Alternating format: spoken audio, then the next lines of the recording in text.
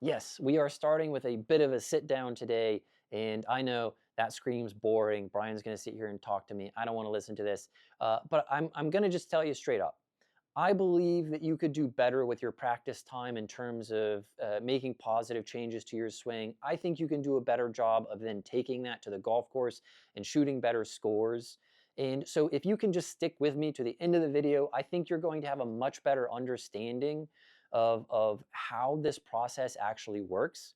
And I just want to lay this out really quickly that I believe there's a ton of great information on what you potentially could change about your swing out there. And that's fantastic. I love that. I'm going to continue making content about that as well. But I think there is not enough information out there about, again, what the process of making a change looks like, and also the process of then taking that to the golf course. And so that's what we're focused on today. We are going to talk about a few steps that will allow us, again, to make swing changes more easily and better, and also then more easily transition that out to the golf course and to understand what is expected of us out there as well. So let's get into it.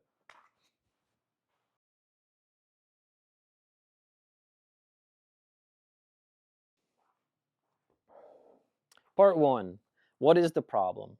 We're actually going to start at the very, very beginning here. The problem starts when we go out to the golf course, we're playing, and we hit a shot that we do not like. I have an ask that obviously I hit it out of the center of the face, and for me, I like to hit a nice pretty draw. And then on that one, I hit it off of the toe, and it was fading. And so that's going to cost me strokes because it wasn't part of the expected outcomes. I can't game for that. I can't strategize around that. I can't game plan for that, right? And so that kind of unexpected outcome is costing me strokes. What do we do with that? Now that I know what my miss is, I need to understand why it's happening. And then after that, I need to understand what I need to do differently to not have that outcome happen. Okay. And we're going to put a little pin in this just for a second, and we're going to skip ahead for just one moment. Most of you probably know this by now, that when we are out there on the golf course and we are trying to be as athletic as possible, we would rather be in a state of autonomy, or what some people might call a flow state, right? I'm out there on the golf course. I'm supposed to be as good of an athlete as I can be. I want to be closer to a state of autonomy. Okay. Now rewind to what we were just talking about. Is this change going to happen when I'm closer to a state of autonomy? No. I have to be conscious, right? We have to think of this in a cognitive way. I have to start to create a cognitive understanding of what is happening that I do not like, and then what should happen to change that. And so, as an example, if I get up here and I just swing really hard, I take control out of my hands. If I'm here and I go, okay, just as an example, me opening the face a bunch is leading to that fade that I don't like. So I need to start to figure out, what does it feel like, what does it look like, etc., to have the face more closed. I get up here, I'm going to try to create some change. So I've got to be conscious me, not subconscious me in this moment. And so I must go a little bit slower. And I'm going to try to feel that face be closed. And I can go, okay, cool. That missed to the left, but I start to see it, right? When I was doing this, the ball is going to the right. That time I did too much, but it went to the left. So I know that I'm kind of moving in the right direction. And so now, again, conscious me is going to say, that was too much on that one. So let's try somewhere in the middle. Let's try to figure out what it needs to look like, not to just go left, but to go left by the appropriate amount. And so I'm trying to, again, maybe I'm doing a stop and go or something like that. I'm kind of doing my practice swings of what is closed, but not overly closed. And through that process of being in control, being conscious about what's happening, I am working through my change. So again, um, autonomy is where we want to end up, but cognitive understanding is where we start. And that's what we need to know in the beginning.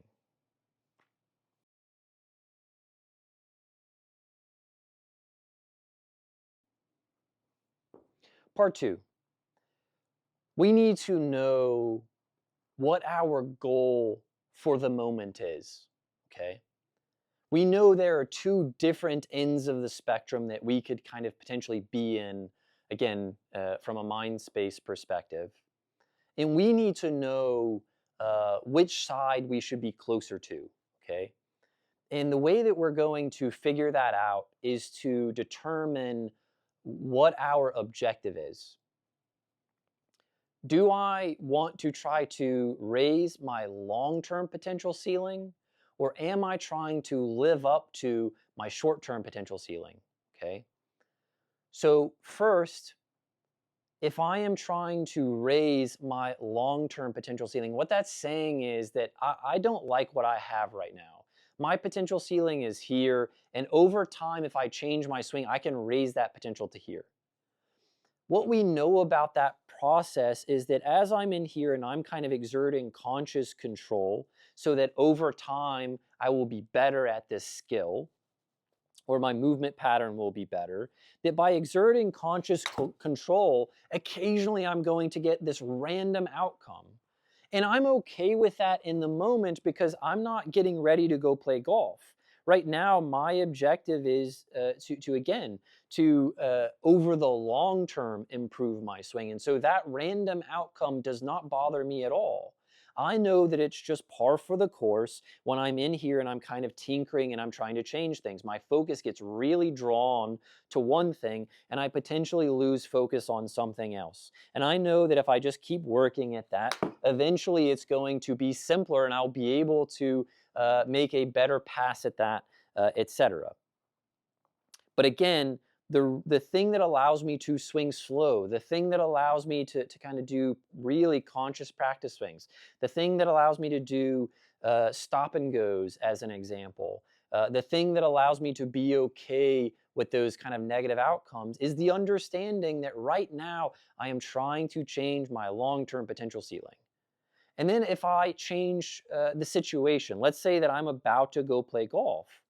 Well, I've already know what it's like if I am too conscious. I know that I'm going to get these weird outcomes, and so that's not the place to be. I also know that changes take a long time, and I don't have a long time. I'm going to play golf in 10 minutes. I don't have a long time. So I need to change my perspective. What I am trying to do right now is I'm trying to live up to my short-term potential ceiling. That's not me kind of saying that I'm okay being bad or whatever. It's just saying like today could go one of two ways. I could be as good as I am. I can try to live up to that standard, or I can make myself way worse by being really conscious and stuff. So as I get in here, I'm looking at this going like, hey, I may still hit that shot that goes to the right 3 out of 10 times, but I'm not going to make it go super left, super right, thin, chunky, whatever, 6 out of 10 times because I'm trying to change my swing. That's just not my priority today. In order to shoot the best possible score I can today, I've got to get up here and try to be closer to a state of autonomy and make my swing. So again, you need to start the session, whatever it happens to be, with the question, am I trying to change my long-term potential ceiling, or am I trying to live up to my short-term potential ceiling?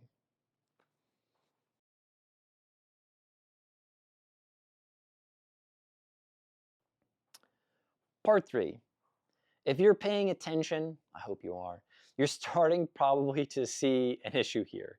And that is that on one end of the spectrum, I'm supposed to be in a completely different mindset than on the other end of the spectrum.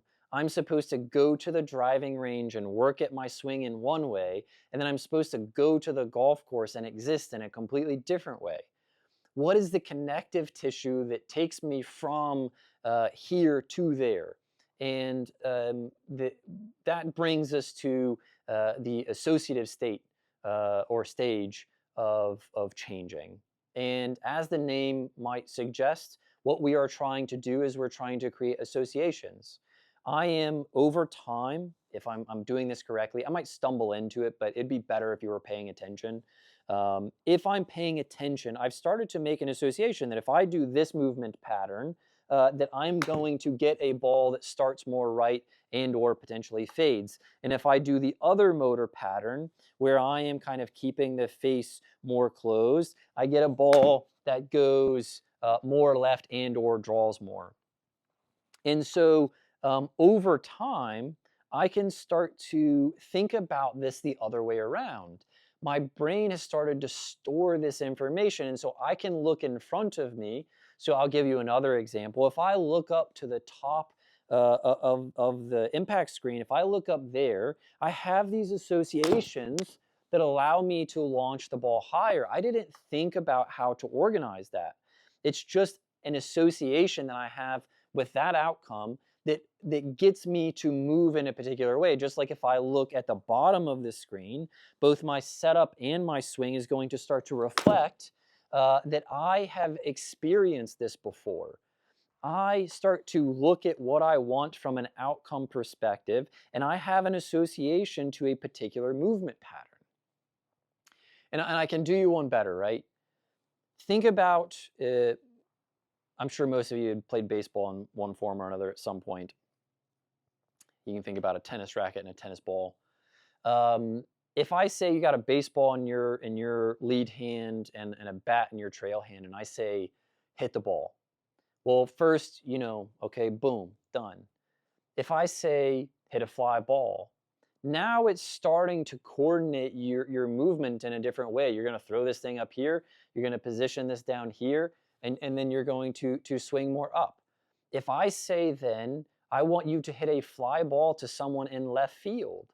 Okay, well, now that's changed. I need to kind of orient myself differently, and I need to swing harder based on where you think you're sending this fly ball from.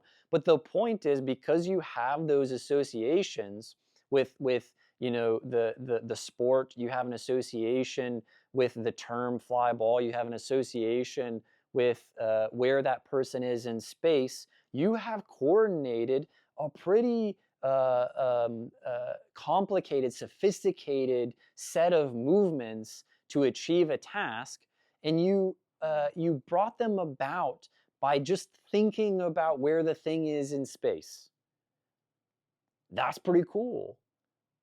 That is a light at the end of the tunnel for some of you guys that have 17 swing thoughts going on your head. Your thought intensity, like the intensity of thought going on in your head, is just at a max at all times. And yet you were able to, again, coordinate things very efficiently just now. And that intensity went way down. And we again, just like asked the question, where do you think you might play your best golf? When you're trying to think about everything in here very intensely, or is it when you're focused out there? And again, the problem would lie well, there are going to be times where the mechanics just don't work. Like we try to do it and it doesn't work. And that's where we have to go back into that very kind of intense focus so that the motor pattern will change. But again, we can over time shift that back into this world in which I point at this branch and I'm trying to curve it back to the left, and my brain kind of feels out how that needs to look in order to get it to start there, what the face needs to look like, and then where the path needs to go in order to get that ball to start there and curve there. And so in that moment, I am aware of where I want the ball to go, how I want it to get there, and I'm relying on the associations that I've made to cue that up for me. And trusting that that is so much better than being in here and being really intense. But again, I'm just going to keep making the note that that exists because of the work that I've done. Because I've done proper work here, and I've slowly kind of made those associations to what is required to get that done, I now am at a place where I can just look out there and say, it's going to start here, it's going to go there, and my brain nails it. That is the light at the end of the tunnel. If you do this correctly, if you go in and you work on this end really hard, really diligently, if you're making the associations as you go, there is a world in which you will be able to just kind of look in front of you and the ball's going to go where you want it to.